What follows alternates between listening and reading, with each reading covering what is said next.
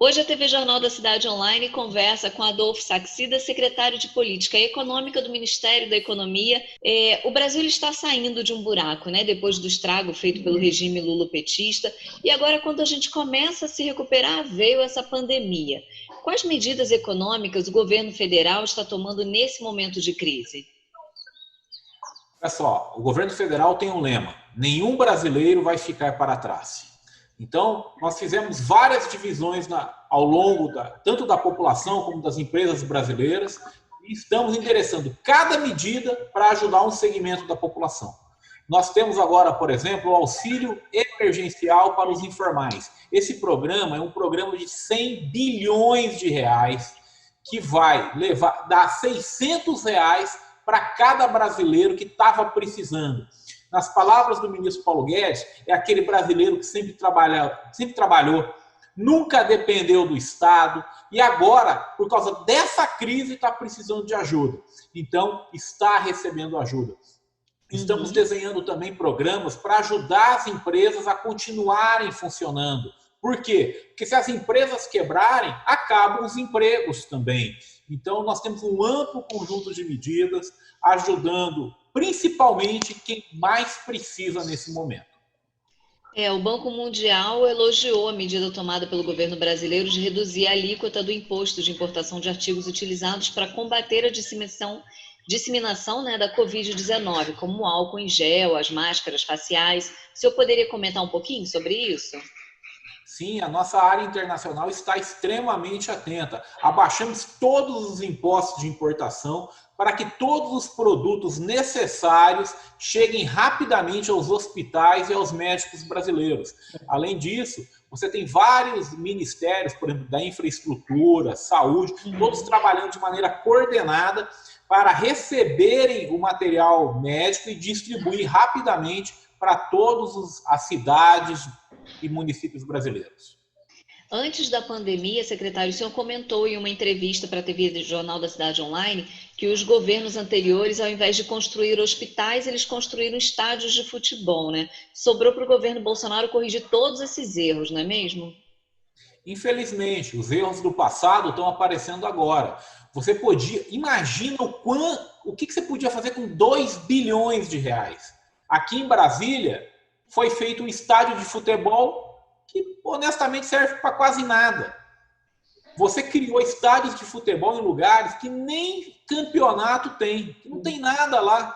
E agora, quando o Brasil precisa de hospitais, precisa de equipamento, adivinha? Nós temos vários elefantes brancos, estádios de futebol espalhados pelo país que não servem para nada. Eu repito, aqui em Brasília, o estádio de futebol custou quase 2 bilhões de reais. Imagina, gente, quantas UTIs, quantos hospitais, quantas escolas poderiam ter servido à população brasileira. Em vez disso, o governo, o PT, o governo passado, lá do 2006, 2016, escolheu fazer estádio de futebol. Sim, o presidente da Câmara disse que o governo pode gastar o dinheiro que quiser, né? Lula e Henrique Meirelles defenderam que o governo deve imprimir dinheiro para combater a crise. Mas isso não é fácil, né? Parece que isso não deu muito certo lá na Venezuela, né? Olha só, tem gente que gosta de olhar a Venezuela como exemplo. Tem gente que gosta de olhar Cuba como exemplo. Esse governo olha para os Estados Unidos, para a Alemanha, para a Coreia do Sul. São esses exemplos que nós estamos analisando e vendo o que foi feito a nível internacional e fazendo aqui no Brasil da melhor maneira possível. E repito, vamos nos orgulhar também de sermos brasileiros, do que nós temos feito. Por exemplo, vamos olhar quando é que as medidas de combate à crise foram tomadas na Alemanha e qual era o estresse do Serviço Público de Saúde na Alemanha. Vamos olhar na Inglaterra, nos Estados Unidos, quando é que foram anunciadas as medidas econômicas lá e qual era o estresse de saúde pública lá. Vamos olhar agora para o Brasil. Nós tomamos medidas econômicas, anunciamos as medidas muito antes do nosso sistema público de saúde estar em estresse. Por exemplo, o voucher informal, o que está sendo apelidado de voucher informal, o cheque de R$600 que todos os brasileiros informais estão recebendo.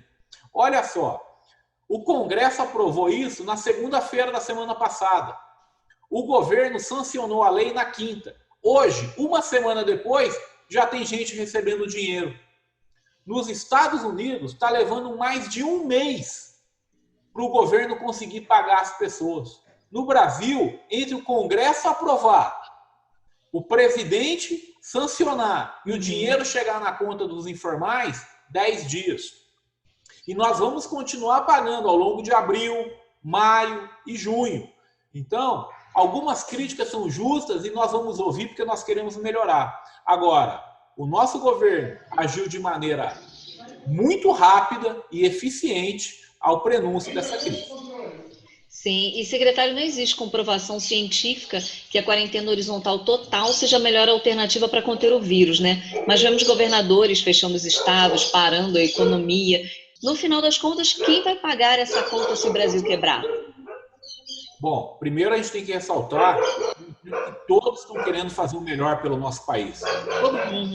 O nosso país é um país que tem orgulho. Então eu tenho certeza que os prefeitos, os governadores, o Congresso Nacional, o Superior Tribunal Federal, todos estão trabalhando juntos pelo Brasil. Agora, o que nós temos que convidar é para uma reflexão. Que reflexão é essa? A reflexão é, e depois do lockdown? O que vem depois? Sim. Quanto tempo nós vamos... outro lockdown, outro lockdown, outro lockdown?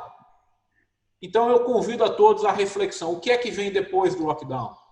Será que não existem outras estratégias que podem dar bons resultados?